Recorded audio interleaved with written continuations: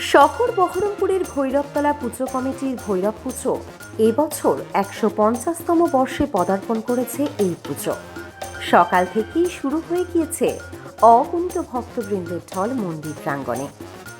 ভাগীরথী থেকে দণ্ডি কেটে বাবার পুজোয় সামিল হয়েছেন দর্শনার্থীরা। এই পুজো চলবে ১০ দিন ব্যাপী। এই পুজো কমিটির কর্মকর্তারা আমাদের সংবাদ মাধ্যমের মুখোমুখি হয়েছেন, জানাবেন বিস্তারিত। শুনে নেব তা। তো আমাদের শুরু হয়ে গেছে ভোর 4টে থেকে। ভোর 4টে থেকে দর্শনার্থীরা আসতে শুরু করেছে, তাদের ডন্ডি কাটছে। ভোর 4টে থেকে আমাদের মালা পরানো শুরু হয়ে গেছে।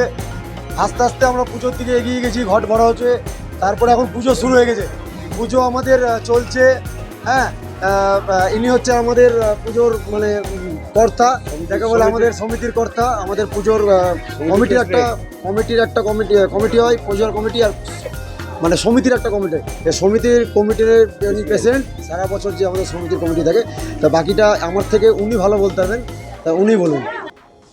ভালোই পুজো হচ্ছে, পুজো ভালোই হচ্ছে, এখন চলবে পুজো। এখন সবাই আসছে, ভোগ দিচ্ছে। হ্যাঁ, এখন 9 দিন ধরে চলবে।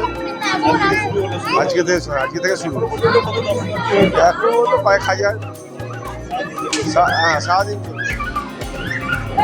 সবাই আসে, সবাই পুজো দিতে আসে, সবাই ভক্তি করে বাবাকে। 150 বছর কি আমাদের জুবলি এবার 150 বছরে খুব ভালো লাগছে। এবার একটু জাঁকজমক একটু বেশি হয়েছে। এবার সকাল থেকেই চলছে পুজোর সব আয়োজন চলছে। বিশ্বজিৎ পাল।